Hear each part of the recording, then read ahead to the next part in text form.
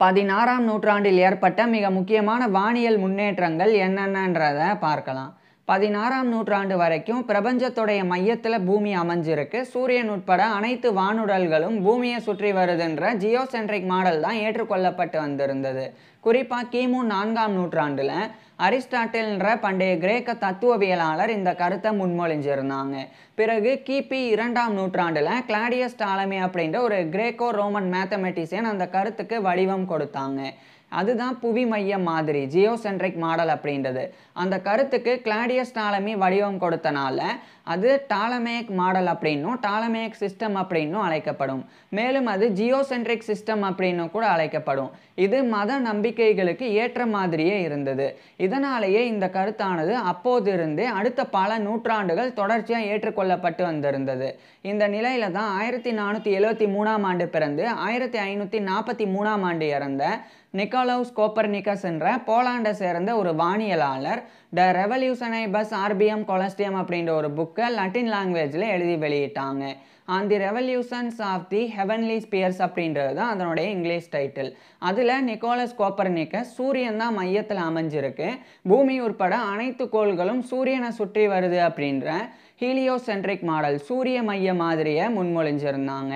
In fact சொல்லப்போனால் கிமு 3ஆம் நூற்றாண்டிலேயே அரிஸ்டார்கஸ் ஆஃப் சேமாஸ் அப்படின்ற ஒரு பண்டைய கிரேக்க வானியலாளர் இதே கருத்தை முன்மொழிஞ்சிருந்தாங்க. அதாவது சூரியன் தான் மையத்தில் அமைஞ்சிருக்கு, பூமி உட்பட அனைத்து கோள்களும் சூரியனை சுற்றி வருது அப்படின்னு சொல்லியிருந்தாங்க. ஆனால் அவர் அதை ஹைப்போதெட்டிக்கலாக, அதாவது அனுமானமாக தான் சொல்லியிருந்தாங்க. அதனாலேயே அந்த கருத்து அப்போ பெருசாக ஏற்றுக்கொள்ளப்படலை. அது மட்டும் இல்லாமல் பூமி தான் ரொம்ப முக்கியமானது அப்படின்றது மத கோட்பாடுகளுக்கு உட்பட்டது. அதனால் இந்த பூமியை மையமாக வச்சு பூமியை தான் அனைத்து கோள்களும் சுற்றி வருது அப்படின்ற ஜியோசென்ட்ரிக் மாடல் அடுத்த பல நூற்றாண்டுகள் ஏற்றுக்கொள்ளப்பட்டு வந்திருந்தது. இந்த நிலையில் நிக்கோலஸ் கோப்பர்னிக்கஸ்னால இதை ஏற்றுக்க முடியல. கரெக்டாக 1514 இந்த காலகட்டத்திலிருந்தே அவருக்கு இதில் கன்ஃபியூஷன் ஏற்பட்டது. அதாவது பூமி மையத்தில் அமைஞ்சிருக்கு, சூரியன் உட்பட அனைத்து வானுடல்களும் பூமியை சுற்றி வருது அப்படின்றதுல நிக்கோலஸ் கோப்பர்னிக்கஸுக்கு உடன்பாடு இல்லை.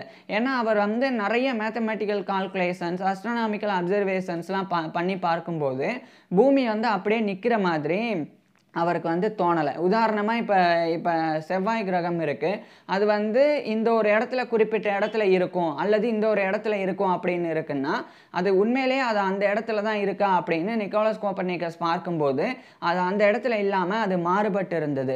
இது மாதிரி நிறைய முரண்பாடுகள் இருந்தது. இதனால நிக்கோலஸ் கோப்பர்னிக்கஸ்னால அதை ஏற்றுக்க முடியல. இந்த நிலையில தான் அரிஸ்டார்கஸ் ஆஃப் சேமாஸோடைய புத்தகம் படிக்கக்கூடிய வாய்ப்பு அவருக்கு கிடைச்சது. அப்போ அரிஸ்டார்கஸ் ஆஃப் சேமாஸ் இந்த சூரியன் தான் மையத்தில் அமைஞ்சிருக்கு அப்படின்ற ஹீலியோசென்ட்ரிக் மாடலை முன்மொழிஞ்சிருந்தது அவருக்கு தெரிய வந்தது. அதுக்கப்புறமா தொடர்ச்சியாக நிறைய வானியல் அவதானிப்புகளையும் கணித கணக்கீடுகளையும் செய்து பார்த்தாங்க. அதுக்கப்புறம் நிக்கோலஸ் கோப்பர்னிக்கஸே ஒரு முடிவுக்கு வந்தாங்க. சூரியன் தான் மையத்தில் அமைஞ்சிருக்கு, பூமி உட்பட அனைத்து கோள்களும் சூரியனை சுற்றி வருது.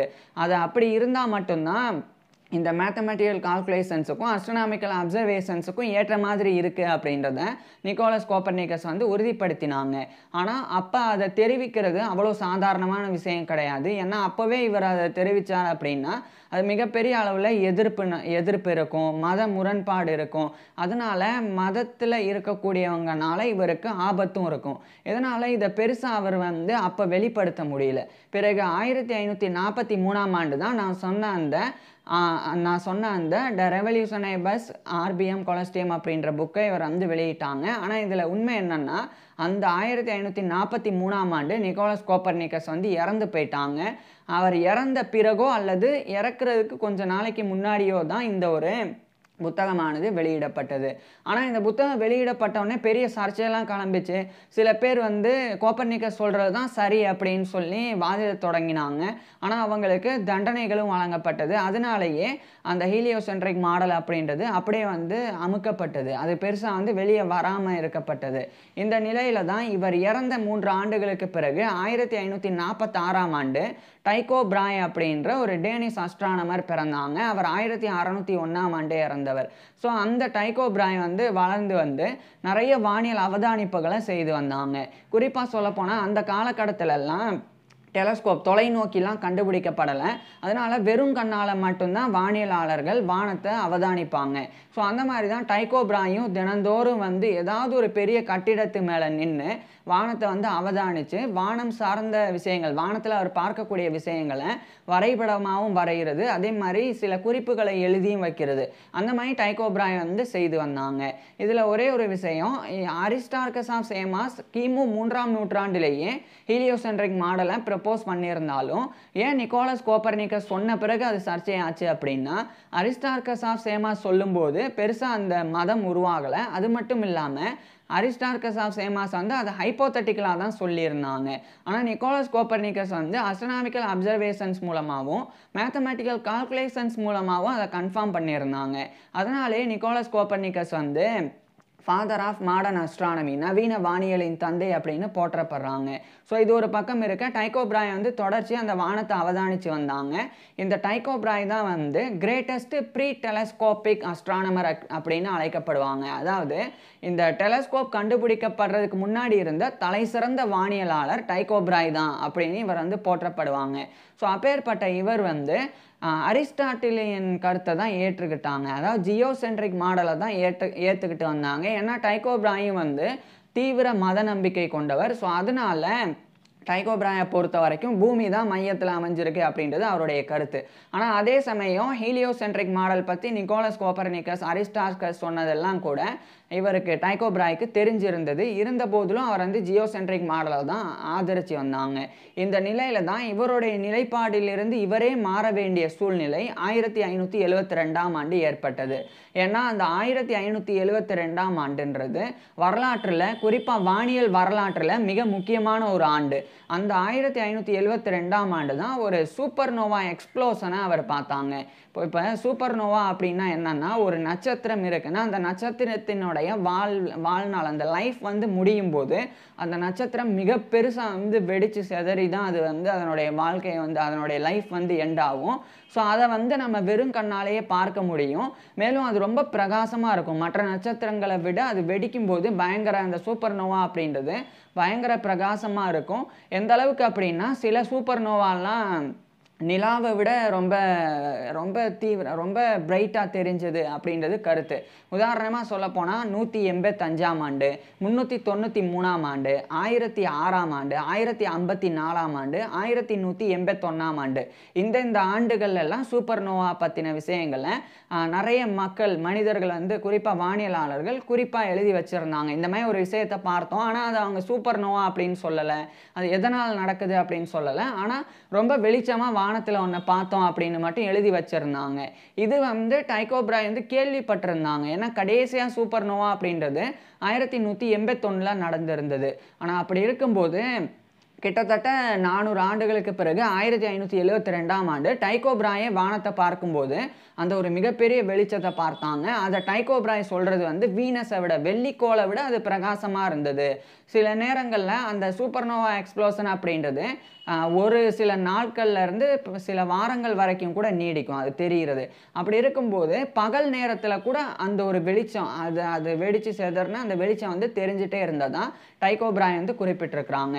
இதை பார்த்த உடனே தான் இவருக்கு வந்து சந்தேகம் ஏற்பட ஆரம்பிக்குது. என்ன சந்தேகம்னா, அரிஸ்டாட்டில் பல நூற்றாண்டுகளுக்கு முன்னாடி கிமு 4ஆம் நூற்றாண்டில் அவர் சொன்னது என்னன்னா, வானத்தில் எந்த மாற்றமும் நிகழாது, வானம் அப்படியே தான் இருக்கும். அதாவது என்ற மாற்றமும் நிகழாதுன்னா, இப்போ நட்சத்திரங்கள் இருக்குன்னா அந்த நட்சத்திரங்கள் அப்படியே இருக்கும், சூரியன் அப்படியே இருக்கும், எல்லாமே வந்து அப்படியே இருக்கும். அப்படி இருக்கும்போது பூமியை மற்ற எல்லாமே வந்து சுற்றி வரும், சூரியன் சுற்றுறது எல்லாமே வந்து பூமியை சுற்றி வரும். ஆனால் அது எல்லாமே வந்து ஒரு குறிப்பிட்ட இடத்துல தான் அப்படியே வந்து இருக்கும். உதாரணத்துக்கு பூமி இங்கே இருக்குது, சூரியன் இப்படி சுற்றி வருதுன்னா இப்படி தான் வந்து சுற்றி வந்துட்டே இருக்கும், அது வேற எங்கேயும் மாறி போகாது. அதே மாதிரி வேறு நட்சத்திரங்களும் வந்து எக்ஸ்ட்ராவாக உருவாகவோ அழியவோ செய்யாது, அது அப்படியே வந்து இருக்கும் அப்படின்றது அரிஸ்டாட்டிலியன் காஸ்மாலஜி. இதைத்தான் டைக்கோ பிராய் வந்து நம்பி வந்தாங்க. ஆனால் திடீர்னு 1572ஆம் ஆண்டு இந்த மாதிரி ஒரு விஷயத்தை அவர் பார்த்த உடனே வானத்தில் வித்தியாசமாக ஒரு விஷயம் நடக்குது, வானத்தில் எதுவுமே நடக்காது அப்படின்றது தான் அரிஸ்டாட்டிலோடைய கருத்து. அப்படி இருக்கும்போது இது மாறி நடக்குது அப்படின்னா அப்போ அரிஸ்டாட்டில் சொன்னது தவறு அப்படின்றது டைக்கோ பிராய்க்கு புரிய வருது. ஸோ இது புரிய வருது. அதுக்கப்புறம் 1576 இந்த சமயத்தில் இருந்து தான் யுரானிபோர்க் அப்படின்ற ஒரு மிகப்பெரிய ஒரு வானியல் அவதானிப்பு நிலையம், ஒரு அஸ்ட்ரோனாமிக்கல் அப்சர்வேட்டரி, அது வந்து டைக்கோ பிராய்க்காக கட்டப்பட ஆரம்பிக்குது. குறிப்பாக அப்போதைய டென்மார்க்கில் இருந்த பென்ல, இந்த பென் இன்றைய ஸ்வீடனில் இருக்குது. ஸோ அங்கே கட்டப்பட தொடங்குது. இதுக்கிடையிலேயே 1577ஆம் ஆண்டு இன்னொரு அரிஸ்டாட்டிலியன் கருத்துக்கு எதிரான இன்னொரு விஷயத்தையும் டைக்கோ பிராய் பார்த்தாங்க. அதாவது வானத்தில் காமெட் ஒன்று வந்து 1571ஆம் ஆண்டு இவர் பார்த்தாங்க. அதுக்கு முன்னாடி இவர் பார்த்த சூப்பர் நோவா அது வந்து SN 1572 அப்படின்னு அழைக்கப்படுது. ஸோ 1577ஆம் ஆண்டு டைக்கோ பிராய் வந்து ஒரு காமெட், ஒரு வால் நட்சத்திரத்தை பார்த்தாங்க. இதை பார்த்த உடனே இன்னும் இவருக்கு சந்தேகம் அதிகரிக்குது. குறிப்பாக டைக்கோ பிராய் வந்து இந்த வால் நட்சத்திரமானது நிலாவை விட தள்ளி எங்கேயோ இருக்குது அப்படின்றத பார்த்தாங்க. இப்போ இவருக்கு வந்த சந்தேகம் என்னன்னா, அரிஸ்டாட்டில் சொன்ன விஷயம் இந்த வால் நட்சத்திரம்லாம் நிகழ்றது அப்படின்றது பூமியினுடைய வளிமண்டலத்துக்குள்ள மட்டும்தான் நடக்கும். அது வந்து ஒரு அட்மாஸ்பியரிக் ஃபினாமினா, அதாவது அது சும்மா ஒரு வளிமண்டல நிகழ்வு. அது வளிமண்டலத்தில் இருக்கக்கூடிய கேஸஸ் தான் ரியாக்ட் ஆகி இந்த மாதிரி ஒளிரும் அப்படின்னு சொல்லி அவர் சொல்லியிருந்தாங்க. அப்படி பார்க்கும்போது அப்போ நிலாவை விட கம்மியான தூரத்தில் தான், அதாவது நிலாவுக்கு முன்னாடி இங்கே நிலா இருக்குது, இங்கே பூமி இருக்குது அப்படின்னா இது ரெண்டுத்துக்கும் நடுவுலையே வந்து இந்த வால் நட்சத்திரங்களினுடைய நிகழ்வு நடக்கும் அப்படின்றது தான் அப்போதைய கருத்து. ஆனால் டைக்கோ பிராய் பார்க்கும்போது அந்த வால் நட்சத்திரமானது நிலாவை விட தாண்டி எங்கேயோ இருக்குது அப்படின்றத அவர் கண்டறிஞ்சாங்க. ஸோ இதை பார்த்தது இவர் வந்து டெலஸ்கோப் இல்லைன்னா கூட செக்ஸ்டன், அதே மாதிரி குவாட்ரண்ட், இந்த மாதிரியான சில எக்யூப்மெண்ட்ஸ் அப்போ இருந்தது. அதை பயன்படுத்தி அவர் வந்து அது ரொம்ப தூரத்தில் இருக்குது அப்படின்றத கண்டறிஞ்சாங்க. அப்போ ரெண்டாவது விஷயம், அரிஸ்டாட்டில் சொன்னது தவறாக இருக்குது. அப்போ ஜியோசென்ட்ரிக் மாடல் மட்டும் எப்படி சரியாக இருக்க முடியும் அப்படின்ற சந்தேகம் டைக்கோ பிராய்க்கு வருது. அது அவரால் கட்டுப்படுத்த முடியாத சந்தேகம். அவரை மீறி மத நம்பிக்கையை தாண்டி அவருக்கு எமோஷ்னலாகவே இந்த கருத்து வந்து தோன்ற ஆரம்பிக்குது. அப்போ தான் டைக்கோ பிராய் வந்து என்ன பண்ணுறாங்க, இதுக்கிடையில் 1580களில் இந்த ஒரு யுரானிபோர்க் அப்படின்ற அஸ்ட்ரோனாமிக்கல் அப்சர்வேட்டரி கட்டப்பட்டு முடிஞ்சது. அதில் வந்து 4 பெரிய பெரிய அறைகள் இருக்கும். அதில் ஒரு அறையில் டைக்கோ பிராய் அவருடைய ஃபேமிலியோடு தங்கினாங்க. மற்ற அறைகளில் விசிட்டிங் அஸ்ட்ரானமர்ஸ் வருவாங்க. நிறைய புக்ஸும் வந்து டைக்கோ பிராய் எழுதி வச்சு அது லைப்ரரியாகவும் இருக்கும். ஸோ அப்படி இருக்கும்போது அந்த இடத்துல நின்று டைக்கோ பிராய் வந்து தொடர்ச்சியாக நிறைய வானத்தை வந்து ஆய்வு செய்யும்போது ஜியோசென்ட்ரிக் மாடல் வந்து தவறாக இருக்குது அப்படின்றது அவருக்கு புரிய வந்தது. ஆனால் அவரினுடைய மத நம்பிக்கையானது ஹீலியோசென்ட்ரிக் மாடலை அவரால் ஏற்றுக்க, அதாவது அவருடைய மத நம்பிக்கையின் காரணமாக டைக்கோ பிராயினால் ஹீலியோசென்ட்ரிக் மாடலையும் ஏற்றுக்க முடியல. இப்போ ரெண்டையும் இவரால் ஏற்றுக்க முடியல. ஒன்று அறிவியல் புத்தி, அதாவது இவருடைய பிரில்லியன்சி வந்து, இவருடைய இன்டெலிஜென்சி வந்து ஜியோசென்ட்ரிக் மாடல் தப்பு அப்படின்றத சொல்லினது. அதே சமயம் இவருடைய மத நம்பிக்கை அது வந்து ஹீலியோசென்ட்ரிக் மாடலை ஏற்றுக்க மறுத்தது. ஸோ இப்படியான சூழ்நிலையில் தான் டைக்கோ பிராய் புதுசாக ஒரு விஷயத்தை உருவாக்கினாங்க.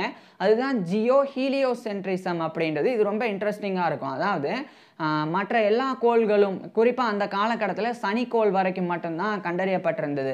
ஏன்னா வெறும் கண்ணால் சனிக்கோள் வரைக்கும் மட்டும்தான் பார்க்க முடியும். அப்போ டெலஸ்கோப்பும் கிடையாது. அதனால் மொத்தமாக பூமி உட்பட 6 கோள்கள் இருக்குது அப்படின்னு நம்பப்பட்டு வந்தது.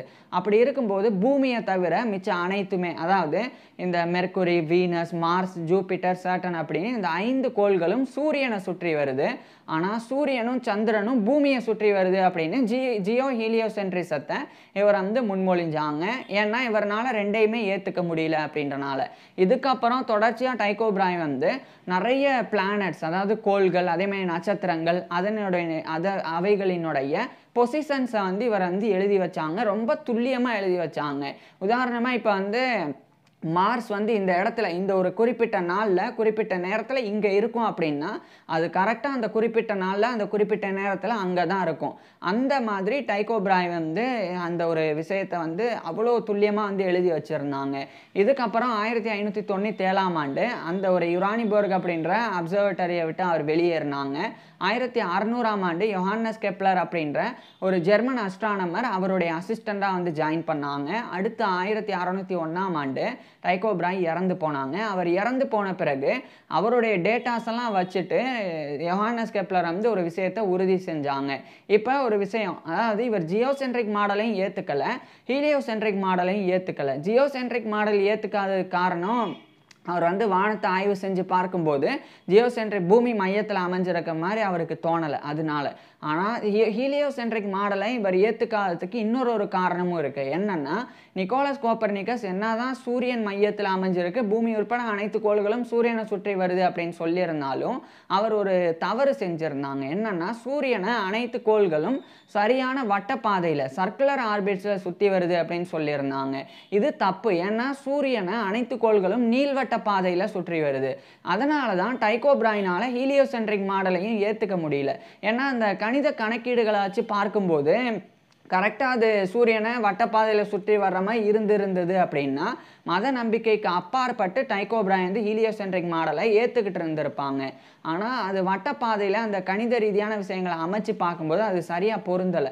அதனால தான் அவர் ஹீலியோசென்ட்ரிக் மாடலையும் ஏற்றுக்கலை. உதாரணமாக இப்போ சூரியன் இங்கே இருக்குது, கணித ரீதியாக வந்து இந்த கோள் இங்கே இருக்கும், இந்த கோள் இங்கே இருக்கும் அப்படின்னு பொருத்தி பார்த்தா வட்டப்பாதையாக இல்லை. ஏன்னா மார்ஸ் சில நேரம் இங்கே இருந்தது, சில நேரம் இங்கே இருந்தது, சில நேரம் அப்படியே ரொம்ப தூரம் தள்ளி இருந்தது. ஸோ அந்த கணக்கீடுகளை வச்சு பார்க்கும்போது டைக்கோ பிரைனால் அதையும் ஏற்றுக்க முடியாமல் ஜியோ ஹீலியோசென்ட்ரிசத்தை அவர் உருவாக்கியிருந்தாங்க. ஆனால் இவருக்கு பிறகு வந்த யோஹானஸ் கெப்லர் இவருடைய அசிஸ்டன்ட் வந்து டைக்கோ பிரைனுடைய டேட்டாஸை வச்சு கரெக்டாக சூரியனை அனைத்து கோள்களும் நீள்வட்ட பாதையில் சுற்றி வருது அப்படின்னு மிகச்சரியாக கண்டறிஞ்சு சொல்லி அது தொடர்ந்து அடுத்தடுத்த விஞ்ஞானிகள்னால உறுதி செய்யப்பட்டது. ஸோ இது எல்லாமே வந்து உறுதி செய்யப்பட்டிருந்தாலும் இந்த டைக்கோ பிரைனுடைய மிக முக்கியமான கண்டுபிடிப்பு, அதாவது அவர் இந்த மார்ஸ் இங்கே இருக்குன்னா அது அங்கே இருக்கும், அதே மாதிரி ஜூபிட்டர் இங்கே இருக்குன்னா அது கரெக்டாக அங்கே இருக்கும், அந்த மாதிரி அவர் துல்லியமாக எடுத்து வச்சிருந்த டேட்டாஸ், டெலஸ்கோப்பே இல்லாமல் வெறும் கண்ணால் பார்த்து இவர் துல்லியமாக அவ்வளோ டேட்டாஸை உருவாக்கி வச்சிருந்தனால தான் யோஹானஸ் கெப்லர்னால சூரியனை அனைத்து கோள்களும் நீள்வட்ட பாதையில் சுற்றி வருது அப்படின்றத மிகச்சரியாக கண்டறிய முடிஞ்சுது. ஒருவேளை டைக்கோ பிரைன் இல்லைன்னா இன்னைக்கு வரைக்கும் கூட சூரியனை அனைத்து கோள்களும் எப்படி சுற்றி வருது அப்படின்றத தெரியாமல் கூட போயிருந்திருக்கலாம். ஸோ அந்தளவுக்கு முக்கியமான 4 முன்னேற்றங்கள் இந்த 16ஆம் நூற்றாண்டில் நடந்தது. ஒன்று, ஹீலியோசென்ட்ரிக் மாடலை கோப்பர்னிக்கஸ் முன்மொழிஞ்சது.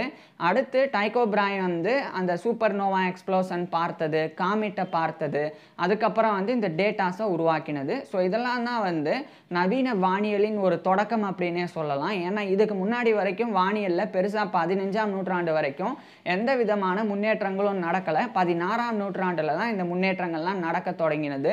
அதுக்கப்புறம் தான் இன்றைக்கி நம்ம அறியக்கூடிய நிறைய விஷயங்கள் வந்து நமக்கு ஈஸியாக தெரிய வந்ததுக்கு இந்த 16ஆம் நூற்றாண்டு தான் வானியல் வரலாற்றில் மிக முக்கியமான ஒரு நூற்றாண்டாக இருக்குது. ஸோ இதை பற்றி என்ன நினைக்கிறீங்க அப்படின்றத கீழே கமெண்ட்ஸில் சொல்லுங்கள். அதே மாதிரி நான் ஏற்கனவே 2000 ஆண்டு வரலாறு, அதாவது சூரியன் மையத்தில் அமைஞ்சிருக்கா, பூமி மையத்தில் அமைஞ்சிருக்கா அப்படின்ற பற்றின 2000 ஆண்டு கால வரலாறை நான் ஃபுல்லாக ஏற்கனவே எக்ஸ்பிளைன் பண்ணியிருக்கேன். அதை பார்க்குறதுக்கு கீழே டிஸ்கிரிப்ஷனில் லிங்க் கொடுத்துருக்குறேன், கட்டாயமாக பாருங்கள். தேங்க்யூ.